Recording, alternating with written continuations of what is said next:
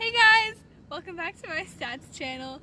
Today I'm doing a collab with Daniel and Anna and Aaron. And today we're going to be doing a Q&A! Okay, so the first question is there evidence of a difference between the distribution of 2017 AP Calc BC scores of RB students and test takers nationwide? Good question. The question we chose to try and answer is there evidence of a difference between the distributions of 2017 AP Calc BC scores of RB students and test takers nationwide?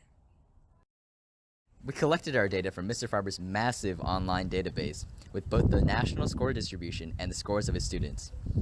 Unfortunately, we were unable to get a video interview with Mr. Farber.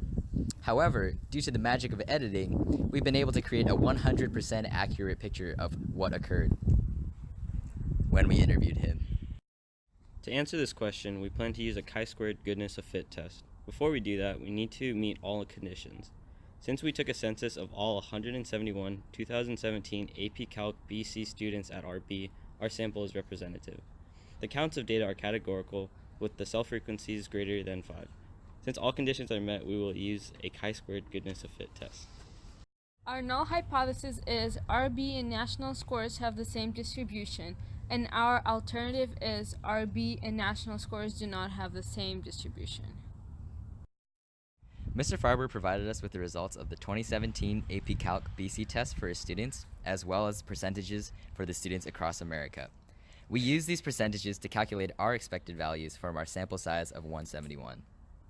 So as you can see, we have the percentages of each score, the expected values calculated from that, and our observed, which is from our own RB class. We entered the data from the table into a graphing calculator and used the chi-squared goodness of fit function to get the following results. Chi-squared was 52.5 and a p-value was 1.08 times 10 to the negative 10, which is really small. Based on the results, we concluded that a p-value so small, p equals 1.08 times 10 to the negative 10, means we expect to see a distribution like ours rarely if the true distribution was the national distribution of 2017. Using alpha equals 0.05, we reject the null and conclude that the distributions are different.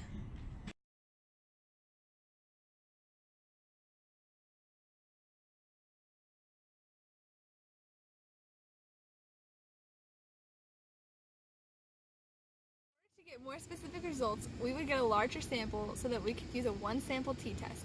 That way, we would be able to see whether the RB scores are higher or lower on average than the national score, rather than just seeing if the distributions are different. That's all for today's video, guys. Thanks for watching, and be sure to like, comment, and subscribe. Links will be in the description box down below. Click Daniel's face to follow us on Instagram. Click Anna's face to follow us on Snapchat. And click Aaron's face to find us on Twitter, so you can be in the next Q&A. Bye! Miss Nove, did you enjoy this video? Okay, yes. Nove, are you gonna like, comment, and subscribe to our YouTube channel? Okay, yes. Miss Neve, isn't this the most original video idea you've ever seen? Okay, yes. Miss Nove, are we gonna get an A on this project?